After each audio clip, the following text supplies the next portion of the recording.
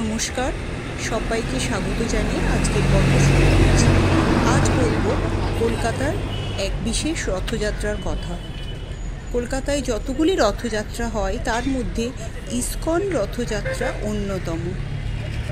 রথের দিন অর্থাৎ আষাঢ় মাসে রথ উৎসবের দিন প্রভু জগন্নাথকে ভাই বলভদ্র এবং বোন সুভদ্রার সহিত রথে করিয়া মহা সমারোহের সহিত আনিয়া কলকাতার পার্ক স্ট্রিট ময়দান মেট্রো অঞ্চলের অনতি দূরের একটি গ্রাউন্ডে রাখা হয় এবং সেখানে মহা সমারোহের সহিত 7 দিন প্রভু বিরাজ করেন।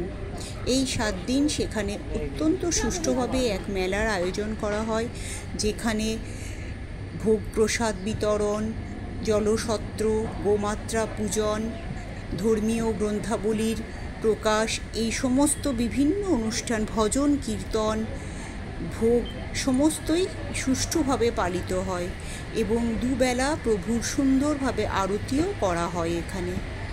তো এই মেলার কিছু খণ্ডচিত্র আমি আপনাদের সঙ্গে এখানে শেয়ার করব। আশা করি আপনাদের ভালো লাগবে। ইস্কনের তথ্য অনুযায়ী 1972 সালে শ্রীল প্রভুপাদ দ্বারা সৃষ্টি হয়ে এই সংস্থার রথযাত্রা প্রতি বছর মহা উৎসব, উদ্দীপনা ও সমারোহের সহিত হয়ে আসছে, যা এখন একটি বার্ষিক মহা উৎসবে পরিণত হয়েছে।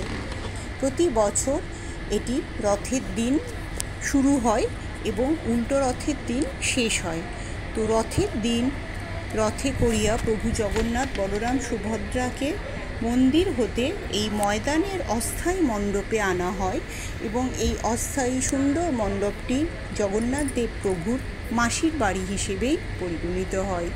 তো মাসির বাড়িতে প্রভু 7 দিন বিরাজ করেন ও 7 দিন এখানে মেলার আয়োজন করা হয়। এটি একটি ধর্মীয় মেলা যা খুবই মনোগ্রাহী ও সুন্দর এবং এখানে প্রভু 7 দিন বিরাজ করেন ভাই বোনের সহিত। 7 দিন পর উল্টো রথের দিন প্রভুকে আবার একইভাবে সমারোহ ও উদ্দীপনার সহিত ফেরত নিয়ে গিয়ে মূল মন্দিরে স্থাপন করা হয়।